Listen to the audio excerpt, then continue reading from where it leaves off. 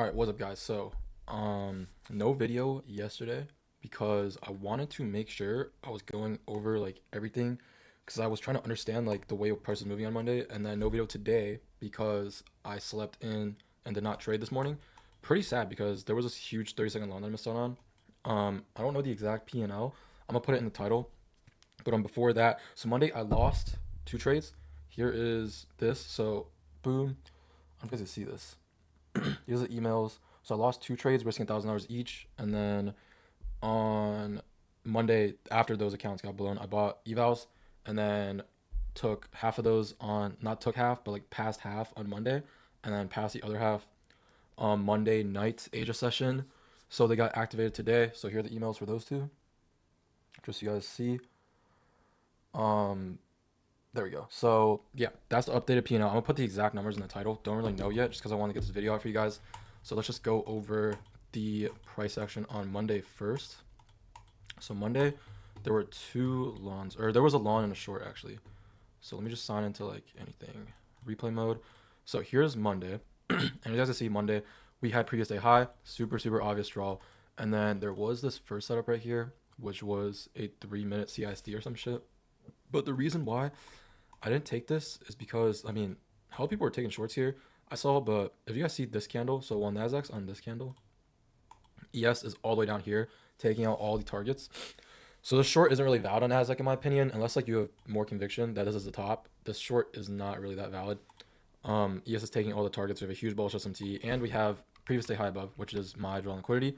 So nothing there, and then we come down to this 1 hour gap, and we have the first long. So we have this beautiful 1 minute inverse. That's 30-second. Beautiful 1 minute inverse right here. End up entering a little bit after this candle closed, so I get a better entry. So I get a 20-point stop loss, and I just targeted, I think, the 5-minute gap above. Yeah, the 5/15-minute gap above. No, that was my break even. I targeted EQ the range. So this was a 15-minute gap. There was a 5-minute gap right here, but since my draw was previous day high, I thought price would go higher. So I'm pretty sure everybody lost in this lawn. It's this top out. We had a SMT, I think. Let me just go to where this is. Yeah, also ES is in the CME gap. So yeah, that's good. But we have a big ass bullish SMT because ES was dumping so hard. And yeah, this overall great setup in my opinion. Ended up failing, which is unfortunate. And I think one of the reasons, so obviously everything about the setup was good. So I'm taking this 10 out of 10 times. I just have to. But the only bad thing is ES actually hit. If you guys see right here, there's a 5-minute fair value gap. ES hit this gap already, and you didn't. So we kind of have a bearish SMT, but like this little bearish SMT shouldn't really stop us if the draw is previous day high and we're inside a 1 hour gap, right? So I guess that could have been why our trade failed. The other day my trade also failed because of bearish SMT. So that would be the only reason. Besides that, I mean, lots of low resistance liquidity above, draws overall higher. Whole leg is, I mean, this whole leg is not rebalanced. Like this whole leg needs rebalancing. So everything about this trade is good, just did not happen to play out. And then we ended up coming down. Oh, we also had data highs above too. We had 10 a.m. PMI highs above. So boom, end up resweeping the low, had this nice candle closure. We took data highs and then made another move down. Could not enter off of this because it's just way too high up for me. I'm right next to the break-even point. So no entry there. And we actually ended up getting a 5-minute short. So if you guys see this 5-minute gap from earlier, NQ finally ended up hitting this gap, and we got a 1-minute inverse out of it. So right here. And yeah, this trade was pretty beautiful. I just was still convicted on lawns and could not change my bias. So did not end up taking this trade. This was a beautiful 2RR. Like literally, look at this trade. This is actually a beautiful trade. I know a lot of people took this 1-minute inverse, but I unfortunately did not take it. And equal is below for this trade too. So beautiful trade overall. And then we just continued dumping, I think, towards the CME gap lows. So we took these out. Then we had a little reversal here. No entry here, just continue chopping. And then by this time it's 12 o'clock. I'm off. So pretty unfortunate day. Yeah, really unfortunate day. Can't believe I messed out on the short. And then I think there was like something here. I think we had midnight open this day. Midnight open was here. Midnight open was right here. This candle. Okay, there's midnight open. So we already traded above midnight open. So right here, if you guys see these candles, I saw us like keep rejecting the midnight open. I was like, okay, resweep at the low, come down, resweep at this low. Now we're bouncing off the midnight open. So I was trying to use the midnight open as my key level, and we were still inside this 1 hour fair value gap and hitting the one below. And I think we're in a 4 hour two. Yeah, we're in a 4 hour two. So we kept bouncing off the midnight open, and I was like, okay, this is my new key level because I mean, look at these reactions. So I ended up taking another long right here with a very small stop loss. It was like 15 points, targeting the same highs as before. And again, ended up getting stopped out. At this point, I just had to change my bias because we had the new week opening gap below. And I was just too convicted on longs when if we were to take previous day high, we would have taken already. Like we would have taken on this move right here or this move right here. But we kept going down, which means that the draw is the new week opening gap. I should have switched my bias. I did not switch my bias, which is my bad. There's a situation where I switched my bias here. So got caught up in longs. Should have been convicted on shorts. And yeah, ended up hitting that target. I think we ended up filling it too. We just play this out. Eventually, I think. Yeah, so now we finally have the rebounds, and I think we dump like in PM or on Asia. So I know we dumped here. Yeah, and then we dump and take this. So super unfortunate that is what ended up happening. But my mistake, I had to switch my bias there. Only should have taken one loss. The second loss shouldn't have happened. And now let's go to Tuesday. So boom, let me go to Tuesday. So this morning I did not wake up in time, which is completely my bad. I slept way too late last night. So here we go. Start new. Okay, here's Tuesday. So I mean, obviously, guys, right here. Also, there was a 15-minute inversion for value gap from last night. The only reason I marked this out was because I thought it was a 5 minute. Like I was just that so tired of. Like I was in bed. Like this is what 5 a.m. I was in bed about to go to sleep, and I was like, okay, this looks good. Let me just put my thing here and see if this plays out. And that was a 15-minute on a 5 minute. So disregard that drawing. But yeah, what do we have here? We have London highs, and we also have, if you guys see right here, equal highs at London highs. So we have London highs right here, and we have this low resistance that we made overnight, or in the AM actually. I call it overnight because I was sleeping, but this is the AM, the 6, 7 AM. Bro, okay, I didn't even try to do that, but 7 a.m. So very, very nice targets to the upside.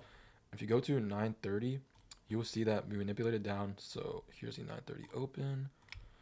Manipulated down. It's going to lower time reference easier for you guys to see. Manipulated down, instantly came back up. And if you guys look at ES, we went for all of this sell side. So we went for all the sell side. And then if you look at ES right here, so we tapped this 1 minute gap, barely. I'm not going to take longs off of this displacement candle yet because we barely hit this gap. That's only a 1 minute gap. 2 minute, yeah, 3 minutes getting hit on this candle. So yeah, it's only 1 minute gap. And probably this low is going to get resweeped. So if you see right here, we come down, resweep this low, and ES does not resweep this low. So it's this low right here on NASDAQ and this low right here on ES.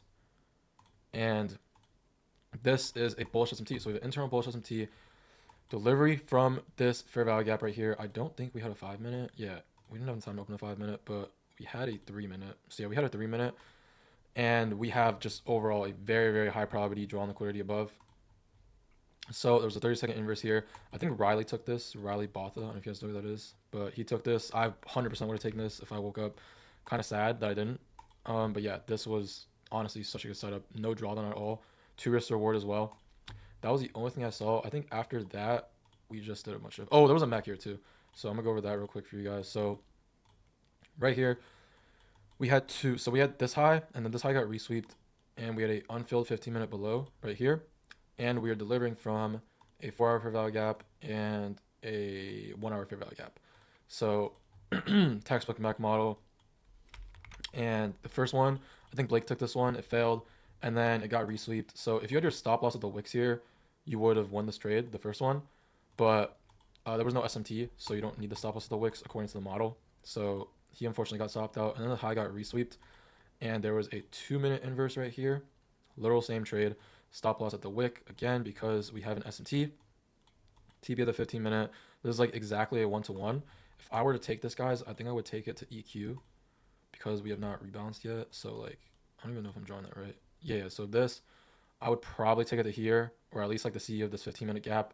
All right, sorry guys, freaking OBS I don't even know what's going on. But yeah, so like I was saying, if I took this, I kind of would want to hold this to EQ, just because this risk reward is a little bit iffy for me. So like I would like my take profit to make sense. So like me extending this like a few points for a 1-to-1 exactly is like that's just me like saying okay I want because like okay realistically 100% of the time this take profit will hit, right? But what if like the stop loss is like a little bigger and I extend my take profit to here, like because I just needed a 1-to-1, like it didn't make sense for the trade.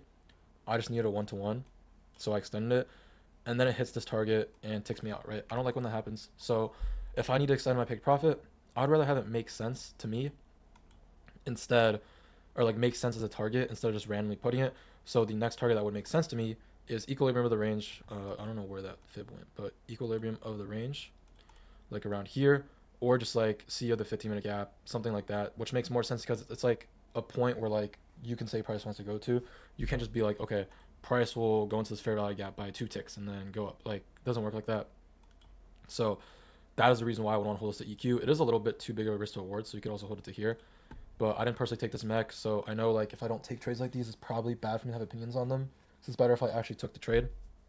But yeah, coming into oh actually also just now we took all these draws in liquidity. If you guys watched my videos last week, I remember I told you guys last Friday, like not last Friday, but I think the Friday before that, I was like, yo, I'm gonna mark out the CPI data fill. Oh, we also have these 1 hour equal lows and the CPI data low because these will be very, very nice draws in liquidity for the next week.